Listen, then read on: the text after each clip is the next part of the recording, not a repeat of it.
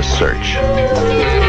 Each man different, living his own way, searching, discovering numero uno. Hi everyone, and welcome to another episode of Broken by Concept, episode 106.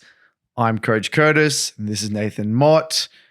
Nathan, I want to start by doing a bit of a rewind. One of our last episodes, we spoke about creating terminology for, creating our league dictionary. And I had two members from the MLA kind of team together, both, I believe, Vladimir players, to create a term. And there's a phenomenon or a situation that occurs a lot in mid lane. So they went ahead, got inspired by our BBC episode to create a term. So I want to go ahead and describe what this is and see if this makes sense to you from the outside. Okay. So basically there's this situation, it happens a lot when you're playing Vlad, where you don't have mana, right? And you want to, it's good to kind of elongate the lane phase in a way where if you're versing someone with mana, so you're versing an RE, for example, and the enemy kind of slowly go right? And what you want to do is you kind of want to lock them in the lane and make it really hard for them to reset and constantly just make their life miserable, because the longer they stay in lane with no mana, you're scaling. Well, they're going to miss farm because you're going to you're going to have more strength in them. You're going to be able to zone them, whatever. They can't get a reset because you're just constantly making it awkward, either by threatening a slow build or whatever it might be, or a freeze, whatever. And then what happens, they panic and they stay longer and longer. And the longer they stay in lane, the worse it gets, because they're just getting lower and lower and lower, missing more and more CS. And then at the end of the day, you're dragging the jungler here to help fix the wave. You're just basically creating this very nightmare-oriented situation. The first term they came up with was the cage.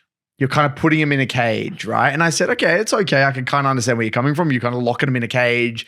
You want to get them in this situation where they can't escape, essentially. They can't leave the parameters of the mid lane between the two mid lane towers and the mid lane. That's correct. They're kind of stuck here, right? It's and they can't reset or anything like that. Like a WWE cage or like a UFC octagon. That's correct. And they had another term, which I think was better. And they said quicksand. Oh, they call it the quicksand. Put them in quicksand. Yeah. And I like this one because if we think about quicksand, the more you wriggle, I mean, I don't really know much about quicksand, but from what we know on movies and stuff like that, like someone goes in quicksand, like, oh my God, I can't move, I'm in quicksand. Because if you move, you go deeper into it, right?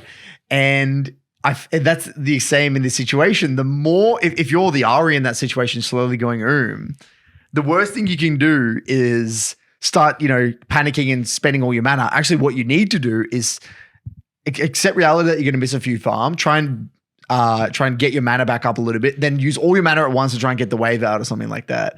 But people don't do that. That's great for quicksand because it's like using all your energy at that one moment to get out in that one time. Yeah, that's what you do in quicksand as well, right? You got to use all your energy in one hit to get out. You can't keep struggling. You can't keep struggling. Be like a slow struggle. That's right. Yeah. And so is it a rip? How does rip work out of beaches? You have to flow with it. You got to flow with it. A rip. I said rip doesn't work for this one because you can actually naturally get out of it. Yeah. Whereas this situation, you don't get out. You just get deep. You're just sinking. You're sinking. The longer you're in it, the worse it is. You have to get out. You have to, so what you want to do if you're a Vlad in this situation is keep them in this quicksand. You're right, they quicksand them in a way by holding the wave on your side, threatening the freeze, make it really awkward for them, like slow booting into them so they can't reset, and keep them here as long as you possibly can. What do you think about that terminology there with the quicksand? Awesome, I love it. That's great. I've never experienced that situation because I don't lane. Yeah. But I've definitely seen situations like that for sure, and that's definitely a really important situation. And then think about it, with quicksand, you would ideally want your friend to come by and grab you by the hand and pull you out. That's where the jungler comes in that situation. That's right, yeah. Right? Exactly. So, I think shout out to, I believe it was Rolliant. And I'm so sorry, there's someone else. I don't have the message on me right now. That person just got he got so screwed right now. It's wrong. He put in so much effort, man. And only one person gets the credit. Rolling gets all the credit here. No, but it was someone else. Put in the comments or roast me on Discord, either or. But shout out to Rolling and the other dude for coming up with this. And if you guys have more in the comments of situations that you find yourself commonly in that you would love terminology for, let us know. And we can use it. If it's great and it makes sense, we can start using it in our coaching and start spreading the word. And we can have, write up a little a thing where it's like, this is made by this guy here. Like, it's his. He made that term. One that I used to use was the fly trap, which is catching them between, like, let's say if you're threatening a dive and you catch them. Oh, sorry, no, that's different. You know, when you're walking back to lane and you sit in that little brush on the Like outside Krugs? Yeah, outside Krugs or something like that. You sit there, you wait for them to come, and you strike. I love that play. That's my trap. favorite play in the game, by the way. That one. If you can get that off, it's end of review. Because they come back to the lane, then you deny even more ways. Yeah, it's terrible. 3 ways, dude. Especially for your laner like that. Like, it's, you know, it's really good to do. It's harder to do bot lane, but if you can, because, you know, sometimes the support and the AD carry sometimes a little bit disjointed. If you're playing a champ that's like an assassin champ, can get the pick off quick enough. That's so good, right? Because you know their bases are staggered based on their death time or something like that, right? So you could do But the next level players, they hug that wall on the bot side. Yeah, that's so right. like that, that's what the really good players do. People get sloppy still. People do get sloppy. They get really sloppy because they just that's when they're changing their Spotify playlist when they're walking back to lane. Alt ads. The other one as well is we've talked about counting to 10. Yep, I love that one. I've adjusted that now to counting to 9 to be more specific. Okay. Because you're not really counting yourself. Right. I always say that Nathan the Saltu talks a lot about counting to 10. I think it's really good. I think it's a great thing to do. Yeah, in the mid game. In the mid game. And for those of you who don't know, you want to quickly describe that for the people. So what who aren't that familiar? essentially is that where is my team? Where is the enemy team?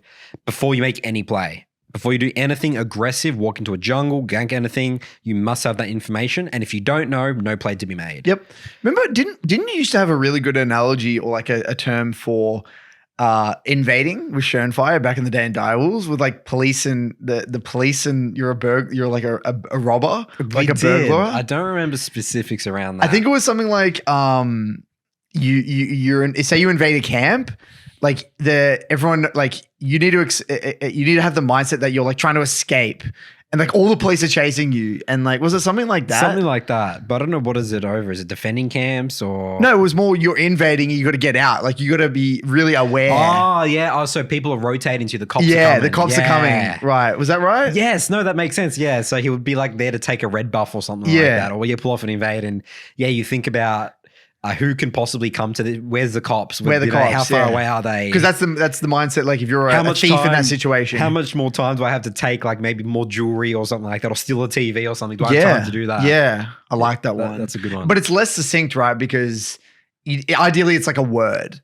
That's right. Like ideally, that's why I like the fly trap. Right? It's like or things like that. You ideally want like a one term, one word, right? I think that it still could be work. Do you like view? Let's say that's an invade situation, like how far away the cops away. It's like a saying as well. Right, work. right. I think it still works. Yeah, they're very powerful, those ones, because you can kind of you can compare the mindset, right? Like the mindset of a thief in that situation, trying to grab jewelry out of a jewelry store and trying to get the hell out, right? Being really not anxious, or like if they're calculated, but they're. It's like that movie. What's that movie? Ocean's 11 or whatever. It's like all calculated, but they time everything perfectly and everything. Yeah, I like that. That's really cool. Yeah, and this is just the start. I actually don't have many. I talk a lot about I use analogies, but I don't have many words that you were able to repeat again and again and again and again. Yeah, I don't have short, sharp, succinct words that I can use that describe a situation. I'll kind of use analogies. But you use the analogies over and over again, right? I use analogies over and over again. I have one that I repeat so much, and I feel like when people in the call who've heard me say this, I reckon they're like, oh, here we go again. Curtis is saying it for 10,000 I'm going to say it here. I'm going to say it here. And people are going to laugh. People in the academy are going to laugh at this one. So I talk a lot about having a reference point. And I've spoken about reference points, right? And do you talk about reference points in jungle at all? Do you use that term? I guess it's just win condition. Right. A reference point is made up of, a win condition assessment, but it can be other things. So like the way I view reference points, it's like, it's a way of thinking in a game. It's obviously influenced by win condition, but knowing your role in a game and your champ's identity and like your power spikes, it's basically like kind of a way of thinking based off everything in the game, right? And directing your attention in a towards something specifically in a way. So you kind of know what you're after. And I believe League, and when you play your best League of Legends, when I play my best League of Legends, or anyone here watching plays their best League, they know exactly what they need to do. It's like, okay, I need to do this, and then I need to get this item, and then I can do this, and I'm going to play the fight like this. Like it's just clear in their mind exactly what they need to do. A lot of champ mastery is required for that. Exactly. You need a lot of champ mastery. But anyway, I'm really big on reference points, and I talk a lot about it in my coaching. And the analogy I use to help people understand this concept, because people don't get it, like, because what is a reference point and why is it important? I use the analogy of let's say, I'll just use a random name, Jim Bob. I love using Jim Bob. Jim Bob. Why does he have to have a last name? Why can't it just be no, Jim Bob in my mind is a ridiculous first name. It's one word. It's one name. Oh, Jim Bob's one name. What the I don't know why. Don't ask me, Nathan. Okay. So Jim Bob, he gets off school at 3:30, right? He's a kid in primary school. And his mom said, Jim Bob, you got to get home by 4. And it takes half an hour to get home. Right? So he has to leave if he leaves his school straight away, he gets home by 4. And if he knows that he'll get in trouble if he doesn't get home by 4, like he has to get home before, otherwise he can't play computer, right? Things like that. I make up a story, right? And I say that if you're leaving school and your friends say, hey, Jimmy, do you want to come to the shops? Or you walk past the store and be like, oh, you want to come here and check this out with me? You're going to the milk bar or whatever it might be. You want to come to the mall. He has a reason to say no. He has a reason because he has his mom, because he needs to be there before. He needs to be there before. He knows what he needs to do, and he understands the consequences if he doesn't do that. He could go there. But there's consequences. Right? He could go to the milk bar and get a packet of chips. Right. But then he's going to be late, right? And then there's consequences for that. Whereas let's say Jim Bob, his mum never said anything, and he can take us however long he wants to get home from school. And so if his friends say, hey, you want to come to the mall? You want to go to the skate park, whatever? He's probably going to say yes because he actually doesn't have an agenda. He actually doesn't have anything else guiding him or there's no reason for him to say no, essentially. So he's usually just going to go with the flow. And the reason I tell this story is that when you're in game, you need to know what you want in order to say no to a play. If you don't know what you're saying yes to, you don't know what you're trying to do. Love that. You're not going to be able to say no to something. You're just going to say yes to everything around you. No matter if any of your friends ask you to do anything, you're just going to say yes. It's highly likely. And I just feel like it's a really nice story or an analogy to describe the importance of a reference point. It's ridiculous, but it makes sense to me. No, it's good. Yeah? Yeah. Does it make sense to you? I'm just visualizing everyone in that call who's heard that. It's like, here comes the story of Jim Bob going to school, making sure he's at home by 4 o'clock because of his mum. Right. But I don't know. I just like it. I don't know. It's great. I love it. Yeah. It's awesome. I mean, I'm sure there's probably easier ways to describe it, but I don't know. I need to think of it more. That's one I got for now. The other one as well that I've been experimenting with in my review sessions is traffic. Think about traffic lights. So red light, green light. Okay. So based on base timers. So if your win condition resetting, it's a red light. Okay. And when your win condition is on the map, then it's a green light. Wait, so win condition on map, green light. Yeah. Win condition off map, red light. Yeah. Right. Well, like let's say, or like they maybe you need to reset soon. That might be, maybe that's the orange light because it's like you're getting ready to slow down because they're going to have to recall. Because you could also get more specific there. You see, sometimes the win condition might still be for that wave. But you're saying that, did you say there's an orange light? Yeah, I've just added that. Right. Yeah. And that's where they're about to base. But you could just keep it simple as red light, green light. Just think about your teammates basing. Like I have this, I remember this review of, there was like a Twitch, I remember specifically, I think it was Michael's review. His Twitch was basing, right? He was really fed, really strong, right? And yeah, he went for a fight, right? And then they lost the game from it. And, he was trying to like explain his reasoning over and over again, trying to really get into it. And I just said, just end it here. It's just a red light, green light. Like Twitch in base equals no play. That's it. That's as simple as it is to explain. Yeah, but the thing is that that I can understand where that guy's coming from. He's like, but Nathan, this, but I'm super fed. This guy was caught out. His position. But what rank is he? He's diamond. Right. So like 3. These fundamentals in a way, or like these things, they're a really good way to get to a really high level. But then when you get to a really high level, you need to get more nuanced in a way, I believe. Like a lot of the things I say, it's going to get you to like GM. And then we need to start getting more like... Yeah, that's where the orange light came in. Like you probably I would not be saying that at all, but I just came up with that because now I'm thinking of my game situations. It's like, well... It's all a little bit more... I need to be set up my path and around potentially this guy's basing soon. Yeah. I should be tabbing, checking his inventory. He hasn't based for a while. He's probably stayed on the map for a long time. He's going to be looking to base, so I shouldn't force him to any sort of play, even though he theoretically could come to the play. Yeah, exactly. But I guess he should have a reference point that he needs to be home by 4 o'clock. So that's also on him to call off any players. But I always take responsibility in my games. I used to use the F1 analogy a lot with like, you know, Pit stop. with pit stops and resets. Yeah. Like you're just at a disadvantage. Like if they have new tires, like you're just at it, like they've come back, like you're at a disadvantage. So ideally what you want to do is get yourself in a good position where you can you get far enough ahead where you can get a pit stop and still maintain your lead. Yeah. That's actually really good. That's like, I should use that more. But I just don't use it enough. Like I know it's a really great analogy, but I just don't, I forget. Like I just don't use it. I think that's probably I feel like it's a really good one. It's probably better than that's more relevant for lane, I would say, though. It's a huge laning one.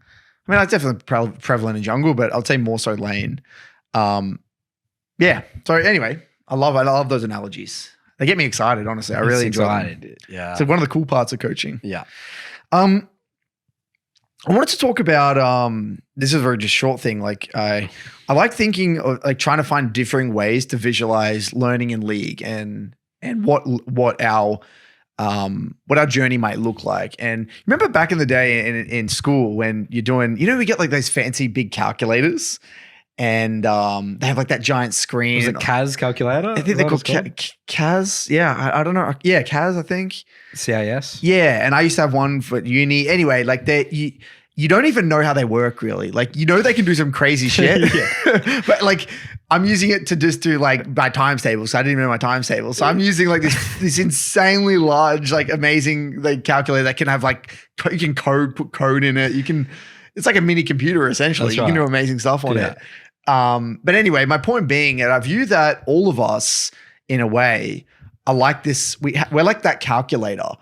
But the difference being is that when you learn more at the game, you kind of learn what we're capable of. You kind of learn the potential of the calculator, or in our case, what we're capable of in game. I feel like we all have the potential. Like we're all like the same calculator, but the difference between all of the players is that few of us kind of like unlock and figure out how to work the calculator, like unlock the functionality of the calculator.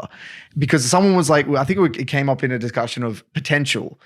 And I don't like talking about potential because it's just a toxic. Yeah, it is. It's an awkward topic. I don't like talking about it. Very deep, dark paths, you know? Yeah, you can, it can. moves away. It's like, who cares about you? You got to enjoy the process and you get where you get based on the process. Like, that's right, yeah. That's what your mindset should be. And so, but I felt like a really healthy, at least for me, a healthier way is like, I just assume that everyone is a very similar calculator. We all like have the same version of the calculator, yet we're at differing stages of figuring out how to use this goddamn calculator. We're at different, like unlocking it. Like, oh, now I know there's like this menu here and I can do that. And there's like, I can actually code stuff in here and save stuff. Like, so just learning different aspects of the game. Yeah, learning different aspects of the game. And there's so much stuff inbuilt within it. You're just deciding what you want to learn first in a way. You know what I mean? Like you're going down a jungle route. You've actually, you started maybe learning a whole different part of the calculator comparatively to me.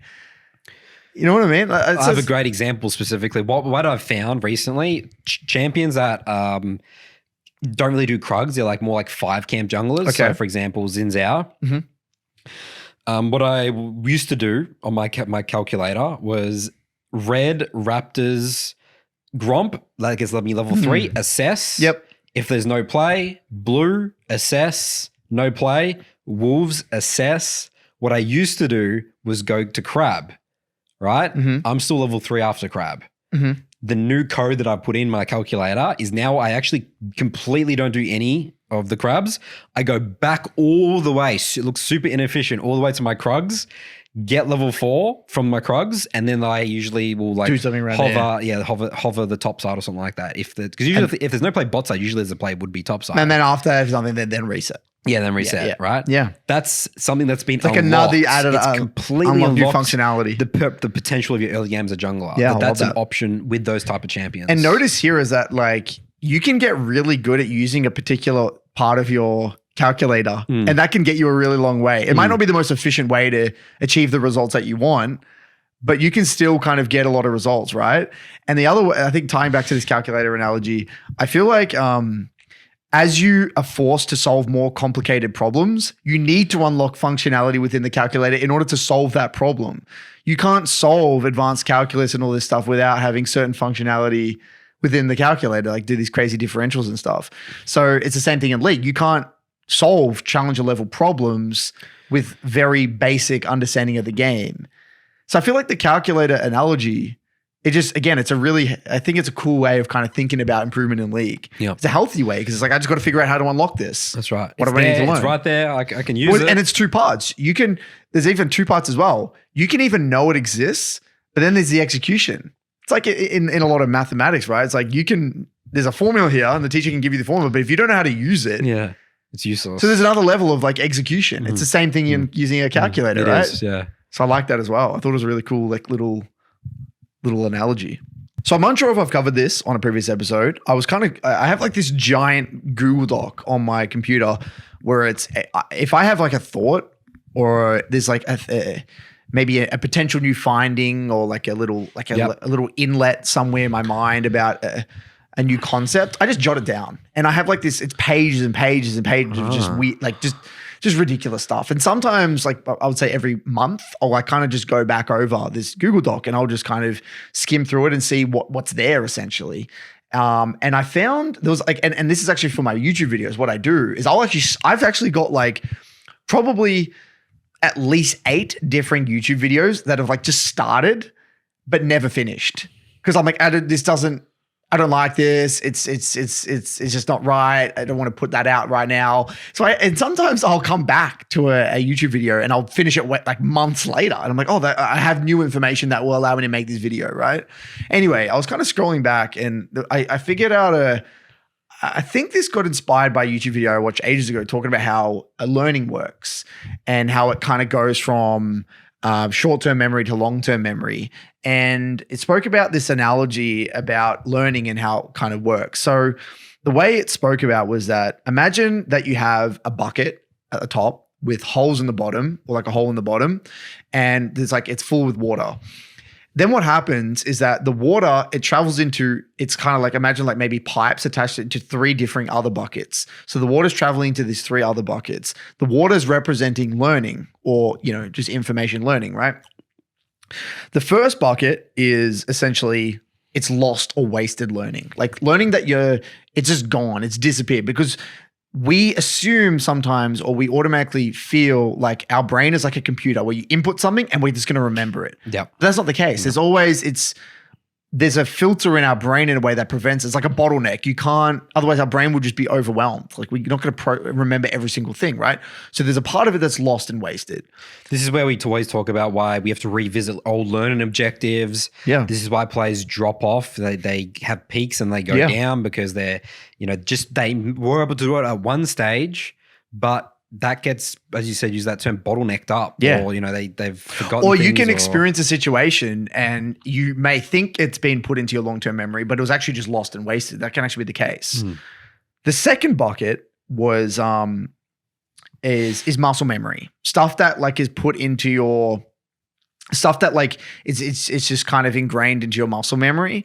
And it's, I would say, yeah, it's just kind of just muscle memory essentially. And then the third one was like long-term. It's kind of put into your long-term memory and you can't really access long-term memory sometimes really directly. It's kind of like in there, but you have to like really think about it in order to get it. And it got me thinking, like, I kind of disagree with this. Like thinking about it, I disagreed with this analogy of learning.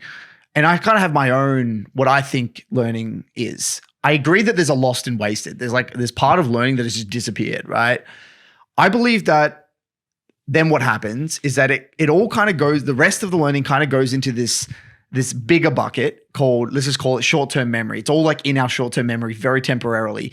And then what happens, that's like leaking like crazy. The short-term memory thing is leaking. You have like a shorter period of time, a very, very short period of time to get as much of this short-term memory and dump it into your long-term memory.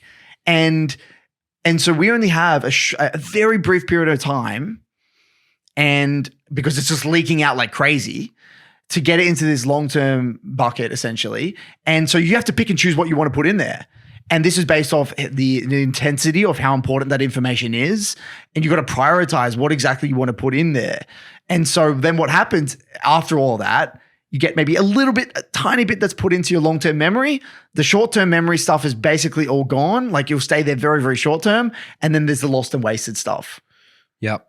That's kind of the way I view it. And I'm instantly thinking of when sometimes I will go, definitely see it. I go over reviews with people and I'm thinking a lot about that. It's like, yeah, we can cover this, but like I know you're not going to remember this. Yeah.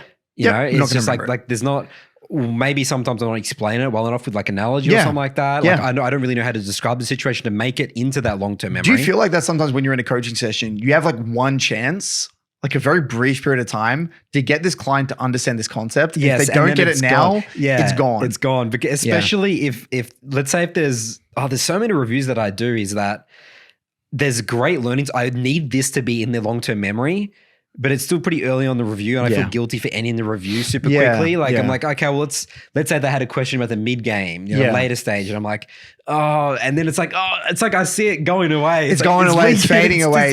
And every time you go further past that point, you know that initial point that you covered is now in their mind less important. That's right. Yeah. Correct. Yeah. And then it goes again to the way we learn, So again, you see all the like these 1 hour coaching sessions on YouTube and stuff like that, It's like, is there anything there that's stuck with long-term memory? You know what I mean? Like you need to be short, concise. It's just more powerful. And there's an element of it where sure, you could theoretically rewatch over a coaching session, but the problem with that sometimes is that like when you're like in a coaching session, there's a level of like emotional, there's a level you're engaging as well. You're engaged. Someone's talking to you. You have to respond. You're like waked up. You're You're switched on. You're alert. Yeah. And that's where the learn, and you see it. It's like you see the event and then someone's like talking about this event right now. It's like the perfect opportunity for learning. Yeah. So I have an example as well. I did a review with Will, 100 Thieves Academy. We probably talked about a bunch of stuff in that review. I can't remember now, but the key takeaway we had was about playing with Ash support and how you don't do anything unless she has ults. Yep. The moment she has no ult, no play to be made. Yep.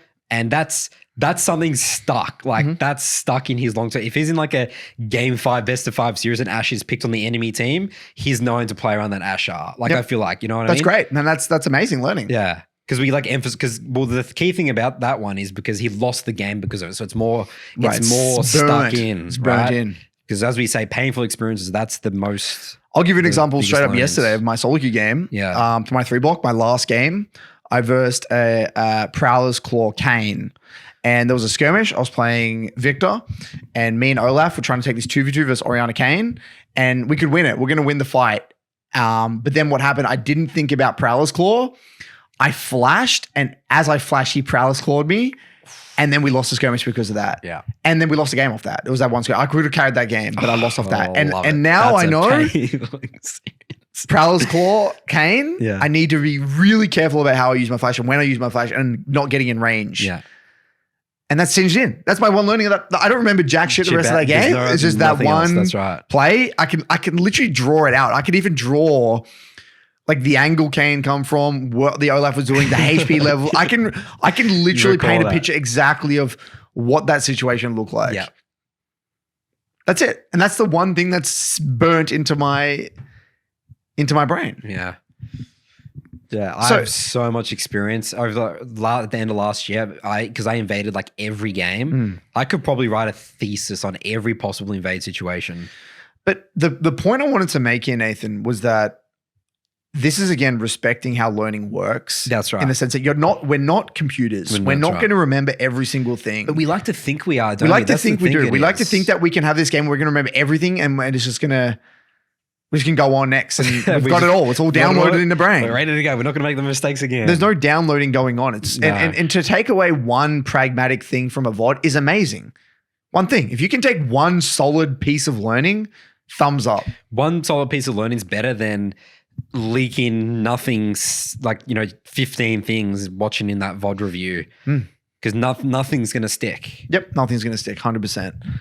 So if anyone has any knowledge about how learning it kind of works, like if Any you know, teachers? if anyone is more knowledgeable in this topic, I'd be really interested to know. I love learning about learning about learning and how the learning process works, because at the end of the day, it's not really solved. People have theories, but you can't really prove the way it works, can you? I mean, sure, you know, it's very. I have no idea, because maybe there is literally a proven model out there. Maybe, or something.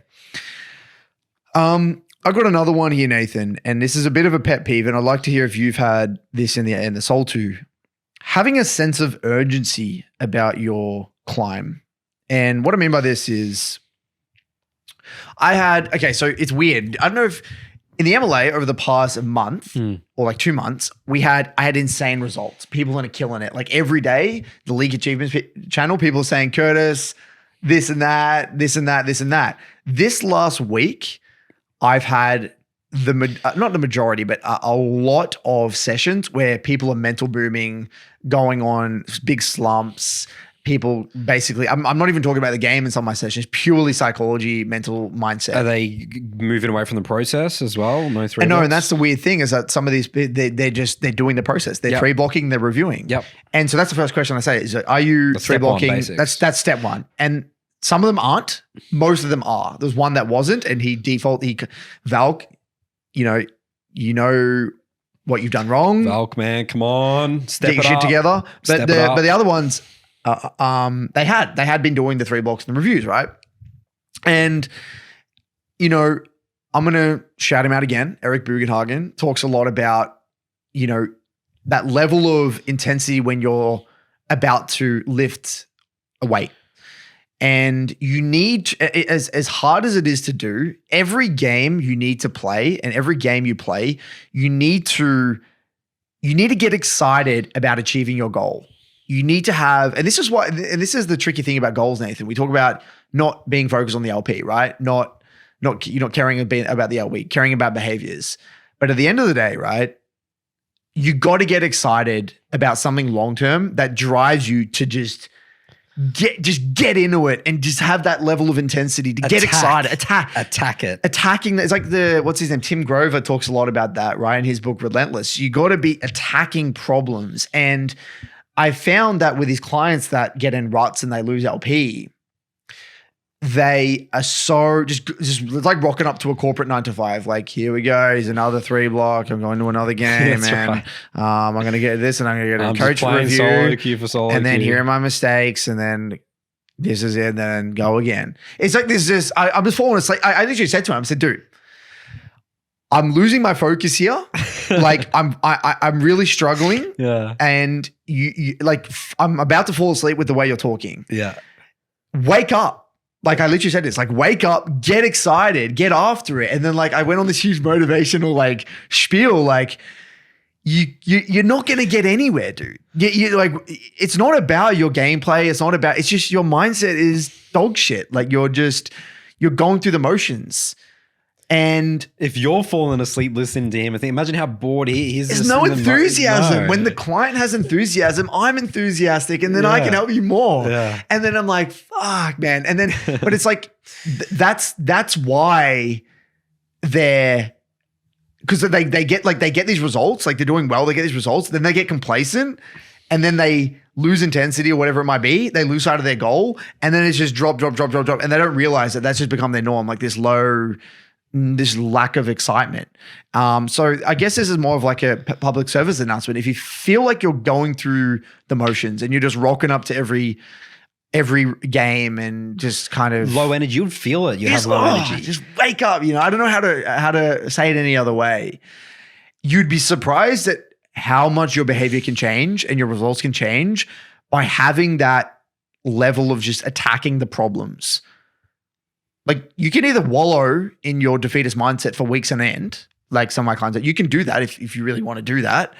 Or you can kind of reflect after a week of playing like shit and be like, okay, what's going wrong? What's my mindset like? That's difficult though. That's the thing. Is difficult. The easy route is to be like, poor me, bad posture. I'm just struggling in League of Legends. I'm going through this process that Curtis tells me about. The hard thing is like you need to honestly, okay, telling yourself to wake up I have wake up games in my solo queue all the time. It's like, wake up. You're not even using F keys properly. That's step one. We've fucking talked about this 1,000 times. Yeah. And so like, that's why I love having those. It's important that we all have some sort of motivational, something that allows us to calibrate our excitement and our energy. That goes all the way back. We got many episodes on this about why you play League of Legends. Yeah. Go and bring it back to what you're doing. Why. Start with why Simon Sinek. And I would say as well, this is where good quality goals come into play. Like as again, this is going to sound incredibly contradictory, but I love having the pressure of an LP number. I like it. And I don't think it's for everyone. I think, learning how to set really good quality goals is something I'm not good at. I'm actually genuinely, as a coach, I don't know how to really set goals for people. And because you get some clients that can deal with the pressure of setting like an LP, a number that they like. It's like, okay, I want to get to master tier. I want to achieve that goal. And some people love that. They thrive off that. They click with it. It gives them energy. They're motivated. They have higher intensity.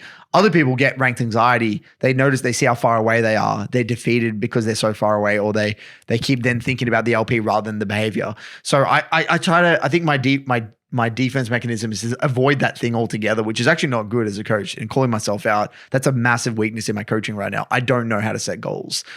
All I know is that for me personally, I'm a massive, I love like having a long-term, like an LP, a number, a rank. I like it. And I don't think of it day to day. Like, oh, I've got this amount of LP. I'm this close.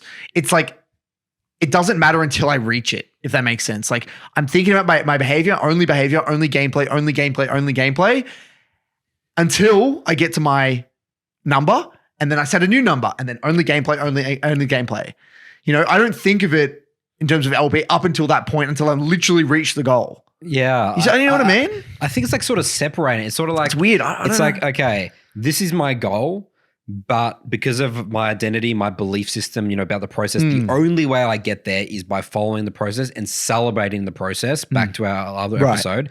That's the thing I'm getting excited about. Yeah. But that's going to get me to that goal. Yeah, it's weird like because separated. It is, because like there's a goal doesn't mean, like the goal doesn't, you don't have to think about a goal like, it shouldn't change your behavior is what it should actually. How do you articulate it? What's a really beautiful... It does change your behavior. It does change your behavior. You want them to be more intense and more excited about it. It does. And it does for me. It does change my behavior massively. There must be a really like short, sharp, concise way of like articulating this that we have no clue about. And I'm sure people are probably just yelling at us right now on the other side of the screen. This is the answer. And if people come from traditional sport, I'm sure that's a thing all the time, right? Yeah. You got to have a goal. It's like people who want to be the champion of a sport, but then you can't think it's like, oh, I lost this sparring session in a fight, therefore I'm so far away from my goal. They don't think like that. It's just like, I can't help you here, Curtis. Yeah. Anyway, I don't know. It's something I genuinely don't know. So I'm going to put it out there. I don't know. And all I know is that I think there are some people in the MLA that lose track of their goals. They don't get excited about their goals. And I think that's a big reason they go through the motions. And maybe it's even a defense mechanism. They don't want to set a goal because it's fear of failure as well, potentially. Or they've had negative experiences in the past about focusing too much on the LP. I mean, that's a nasty conundrum right there. It is. It's a nasty conundrum. That can go either way. So yeah, I'm going to have to really figure that one out. I mean, not perfect. Talking about not perfect, just a quick one. I had one of my, and this is not just for him, just some of all my really long-term, Saltu members that really get the philosophy. They're like model students in the Saltu. They just really get it, take full responsibility, maybe sometimes to their detriment. It's so still easy to fall into the traps of just really bad, sloppy reviews and bad narratives. I got really angry at Albin. He's recently hit master, which was he was stuck in diamond for many, many months. We had lots of those, League of Legends therapy sessions around lots of stuff around his friendship group and all that sort of stuff and his confidence levels. He brought a review, right? The first thing he says in the review says, Mordekaiser got out of control. Mordekaiser's super overpowered, right?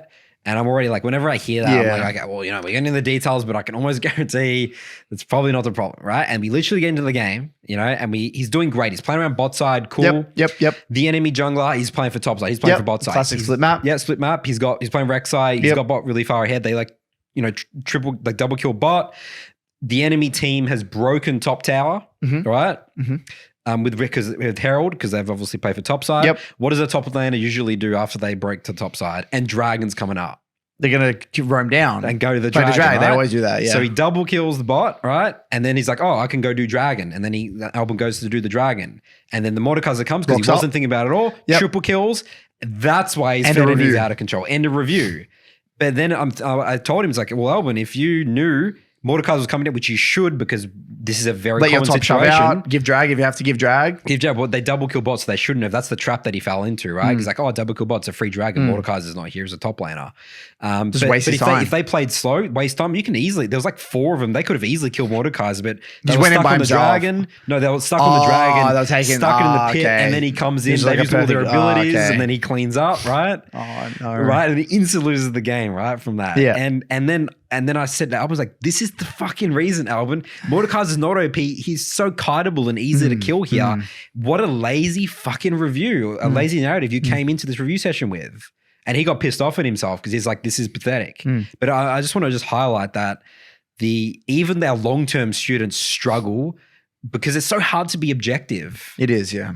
When you're playing the game, until you get into the review. And he just had this bullshit ass narrative that Mordekaiser's OP. I told him, you sound like some bronze guy on Reddit who lost to a Mordekaiser one game, didn't get into the details, and the same Mordekaiser is the best champ in the game. It's like, absolutely not. Basic fundamentals. This is where I like to use that toolkit of just like, if it sounds ridiculous, right? Just like think a second before I say this. Does this sound right? And if it doesn't sound really like, if it sounds like even a little bit ridiculous, there's probably a chance that you're missing something really obvious, and you need to stay curious and be open-minded and accept that you're probably wrong. That's right? the thing. He does do that. He knows this, but he's, because this is his long-term Saltu member, but he loses track. Yeah. He's getting emotional and and that's the thing. If our long-term students are struggling with this is just how hard it is to improve at League of Legends, because you can go out a game and you can just pull that. It's a very good defense mechanism. Yep. That's why I lost that game, because of that, and I don't need to review the rest of the game. Yep, and that is, by the way, I made this on my recent top 3 tips for solo queue, things I've learned through climbing. That game right there, by the way, if he didn't have a coach and you didn't call him out on that, that would start the biggest downward spiral ever. Those are the games that tell people they play well up until they make one mistake or they make a mistake. They lose. What's his default response going to be? Blame top laner, blame this, blame that. Failure to take responsibility. Start creating mental block around Mordekaiser. Or even just in general, the mental block being, I have shit teammates. I'm playing out of my mind, but I still have shit teammates. So that's why I'm losing. Then before you realize, then you drop down that's where you drop down legit hundreds of LP. That's true. You go down like 3 divisions. You'll go from Master Tier back to D2 very easily, just like that. Very, very easily. That's what I found. Those are the types of games that screw you big time. That's a very good point. Yeah, you got to be on top of those games. Those are the most tilting ones. Yeah. People get less tilted about getting shit on from the start. They get more tilted when they play well, at least for a portion of it. And then they choose to remember the things that they did well, and they ignore the things that they did poorly. And that creates a very, very, it's like, you always talk about it, Nathan, where people who are very switched on and quite good at like they can create really sophisticated narratives. They can create a really good case, right? They can create a really beautiful case for themselves. Like they can lay it all out there. Like if they were going to court, they could set up this beautiful case. Like this is exactly why I'm losing. And it can look right from the outlet. You can make it look like that. Defend your narrative to the ends of the earth. Yeah. And it may look like that if you really want to. It's just about where you put your energy in the review. It's absolutely brutal. All right, so this is a sort of new segment we want to do at the end. We talked about last episode. We're sort of just going to talk about some journeys from and maybe we can talk students. about the result they got, but maybe highlight one thing that you could take away from that client. What is one thing that you kind of, when you think of that client, what do you think of? What comes to mind? Yeah. One thing that you're saying that helped them sort of get to that rank? Yeah, and then maybe like a bit of, it could help context. other people, right? Okay. Like that's the point. All right, so I guess I'll get started here. Silas, he hit Diamond 4 and he was in Platinum for a good while, joining Saltu. He most recently, he got really upset, and I loved his intensity, focus on the basics. His Zach ease. He was getting sloppy with his Zach ease. A champion like Zach, if you miss your E, the play is really bad, right? That's a long ass cooldown. He really focused on the mechanics, the basics there, and then he hit Diamond 4. That's the first thing that comes to mind with Silas there. Great stuff, Silas. Beautiful. I got one here from Marvin's or Daniel. He said he's been in the MLA for 1 month and he made it to D4 in Platinum for a while. And he said mental is key. He was someone that really struggled with the mental. Another one here I've got that I really want to highlight is Ethan. He hit D3. He says, I'm just now realizing how much of a mental game League really is. I spent hundreds of games in Plat 4, ignoring that completely. Didn't think about the mental side of things at all. I thought of myself as better for no reason. In a month, I've climbed from P4 to D3, and I'm not intimidated at all about getting higher. Love it. Amazing. It is such a mental game league, man. It is. Especially, I think it's definitely really more so for the players that have been playing for a long time, especially when you start into that diamond, platinum sort of area. I think that's, and above, it becomes really mental. You always say that there's like two parts to climbing, right? Like not self-sabotaging. Yep. And then actually getting better at the game that's right. itself. For people that actually are quite good at the game, a lot of it is actually reducing self-sabotage. Next one here is Finn. I think he was in. I heard that name before. Was he in the MLA? Yeah, he's been in MLA. He's a mid laner as well, but he secondary jungle. I think he's been focusing a bit on jungle. Right. He was platinum on jungle for a long time. He did the hardcore journey of Lee Sin. Wow. Right. This Impressive. is a brutal, and he recently hit Diamond 4. Really working on a lot of early game stuff for him. I got one here with Rolian. Rolian is a long-term MLA member. He's the one who actually helped create the quicksand analogy. He got GM in EU, and Rolian's one of those very interesting clients in the sense that like he has his own unique way of playing the game and his own unique pool. And he actually, funnily enough, Rolian, he's someone that he kind of thrives under pressure. He messaged me saying, Curtis, what do you think about like my kind of, what rank do you think I could get? And I kind of just said, because he's like master, I said, oh, maybe, like he said something, I think he said, do you reckon I could get high chow or whatever whatever it was, some like ridiculous goal. And I said, well, to be honest, man, like maybe we'd probably get low chow, but you'd have to like maybe alter your pool a little bit. And then he's like, you know what, I'm going to prove you wrong. And he actually used that as motivation. Yeah. And he's like, he wanted to like prove me wrong. And he's like, now one of his big part of his motivation is like proving me wrong essentially. That's great. He's like thinking for himself. Yeah, I like that. I respect that about that. And it's like, okay, cool. And anyone that, goes out of their way, that's like a powerful motivation. It's a really, really powerful motivation to prove me wrong in a way. Another one as well. I got this guy. This is dead true. I didn't believe this. It's ridiculous. This guy, Foxy, I think he was like a jungler. He played like a lot of other roles, but then he had to go to military service. He come back from military service and he wanted to create an identity as a player that was unique. And he knew he loved playing 80 carries, like 80 carry mids. And he fell in love with Varus, right? And I'm like, okay. Varus mid. I'm like, okay, I don't really understand how that's going to work. How many coaching sessions with Varus mid have you done before, Curtis? I think I've done like 2 ages ago, but I didn't really remember them. So I didn't know like jack shit. Now, Foxy, right? He recently hit Diamond 4 playing Varus mid, and he's killing it, right? He's absolutely killing it. And what I respect about Foxy is that he's got that kind of problem-solving mentality where he knows that what he's doing is actively harder than what other people are doing, but he's embraced that. Yes. He's like, fuck everyone else. I know what I love about this game. I know why I'm playing this game and why, like he has a goal. Like he wants to be like a content creator with like Varus mid essentially and like get to challenger with like Varus mid. He wants to be the best Varus mid in the world. Like he's like got this like goal. Embraced it, yeah. And he's rather than making— He knows he's going to get shit on. Everyone's going to say, what are you doing? Get flamed by teammates He literally had a coaching session with this other guy and he was telling me how the coach said, you're building Varus wrong and like you're not playing it right. And he actually stuck to his guns like, no, I believe in myself. I believe that this is like the way I'm playing it is doable. I just need to play it better, and he stuck to it, and he's just killing it. Like with he's actually innovated this actually new style of Varus that I've never seen before. It's AP Varus mid. It sounds really ridiculous. So he just plays off his Qs and R.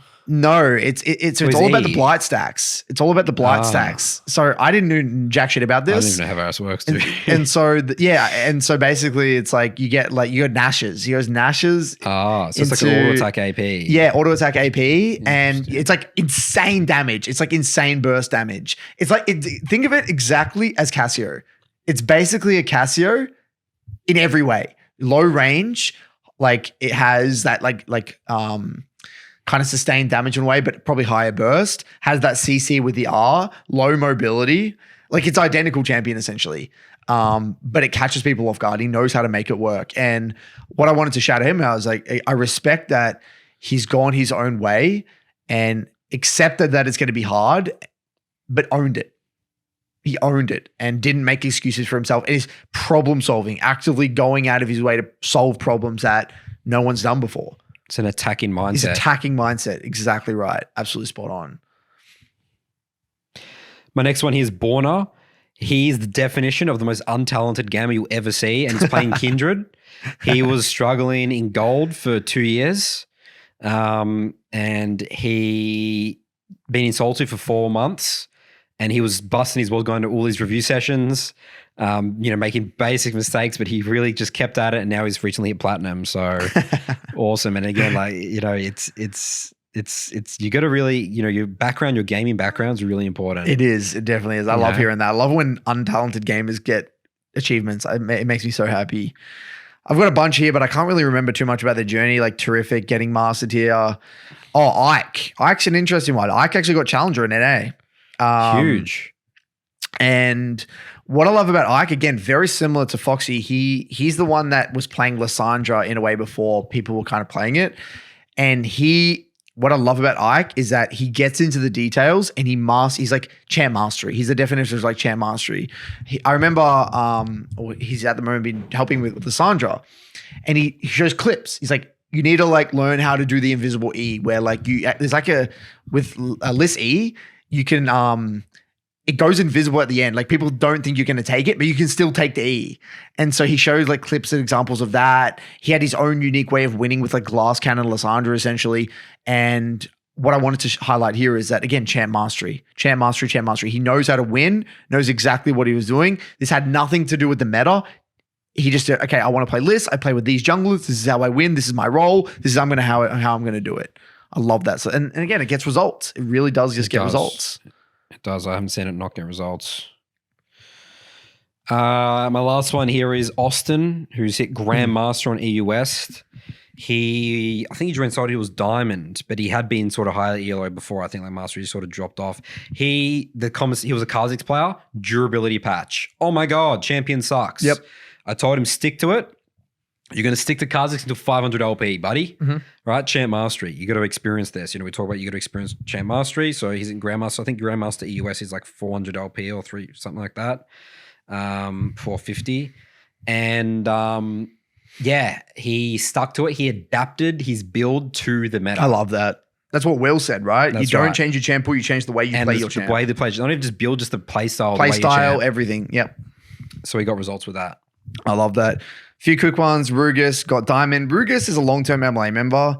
I haven't done many reviews with Rugus. Rugus is one of those clients where like he kind of avoids me, I feel like, and Rugus is gonna love this. He like avoids me, but I think Rugus, he has definitely stuck to his champo. I know he's been a little bit iffy on the Vex, but he stuck to Kiana like long-term, even though he's kind of gone in phases where he like didn't play the game that much in certain periods of time. I got to respect that he has stuck to his champ pool and he didn't kind of overcomplicate it. So shout out to Ruger for doing that, getting D4, Washed, getting master tier, getting into the details. I love that. And then Felipe from the BBC Book Club a while ago, he actually got D2, hit his goal. He had a goal of getting D2. Nice. With his way, his Echo Z. So now with Felipe, he actually said to me, he said, Curtis, I might quit, right? Because he's like, I hit my goal. So what I said to him, you can quit if you want to quit, right? Like you've hit your goal. And I'm like, okay, you're at a crossroads. You can either set new goals, reflect on what gets you excited and what you're looking to get out of the game, or you can move on. Because Niall is a long-term MLA member, someone that has been he's actually going to write in. I believe he's actually moving on from league. Like, he hit his goals. He got what he wanted from the game and he's moving on. And that's completely fine. That's right. You know, I respect that about people. It's like you have a goal, you know what you were trying to get out of this experience and you achieved it. Thumbs up. Great. But yeah, Felipe, I think he's actually decided to continue on and now he wants to get master tier as a well-rounded player with like differing styles, I believe. So that's another separate insane very journey. different journey. Hard. Yeah. Yeah. What's he going to do? Start playing mages from Assassins? Yeah, I don't know. I don't know what his shampoo is going to be, but he says he wants to like kind of get Halo with a differing way, which is going to be a big journey. That's for sure. So yeah, that's it. All right. Let us know if you guys want more of that segment or you guys could not care less about other people's results. Good work. We'll see you guys next episode.